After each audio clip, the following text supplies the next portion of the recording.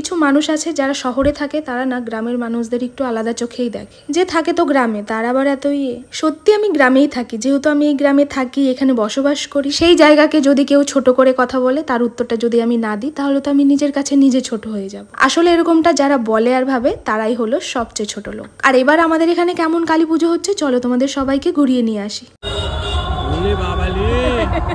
বাড়িতে ভাত খায় না। আজ হলো কালী পুজোর পরের দিন, আমাদের এখানে মেলা, আর আজকেই না সবাই ঠাকুর দেখতে বেরোয়। আর কাল তো আমরা মন্দিরে এসেছিলাম, আর আসার পর এত পোকা ছিল রাস্তায়, সব চোখে যাচ্ছিল। তাই আনভিকে আজকে দেখো চশমা পরিয়ে দিয়েছি। তাই ভাবছিলাম রাতে ওকে সানগ্লাস পরাবো, আমারই একটু হাসি পাচ্ছিল, কিন্তু রাস্তায় বেরিয়ে না পরে মনে হলো না ভালোই করে। আমার কাছে এখন বেস্ট মোমেন্ট কোন সময় মনে হয় বলো তো, যখন অচেনা মানুষগুলো কাছে এসে আমাদের সাথে ভালোবেসে কথা বলে। আগে আমরা কি করতাম বলো তো, এই ঠাকুর দেখতে বেরিয়ে বা মেলাতে এসে আগে আমরা না ঘুরতাম, তারপরে খাবার খেতাম। আর এখন তো মামামকে নিয়ে প্রায় ডাক্তারের কাছে এখানে ওখানে নিয়ে ঘুরতে হয়। সেই জন্য না একটা শিক্ষা হয়েছে আমাদের, সেই জন্য কোথাও বেরোলে আগে না আমরা খেয়ে নিই। দেখা গেল পরে ঘুরতেও পারলাম না, আর খাওয়া তো দূরের কথা। কাল যে আনভিকে মন্দিরে নিয়ে গেছিলাম, ও একটু ঘাবড়ে যাচ্ছিল, আর আজকে না ও খুব এনজয় করেছে। মেলায় এসে আনভি আর সিম্বার জন্য খেলনা কিনছি, তারপরেই বাড়ি যাবো।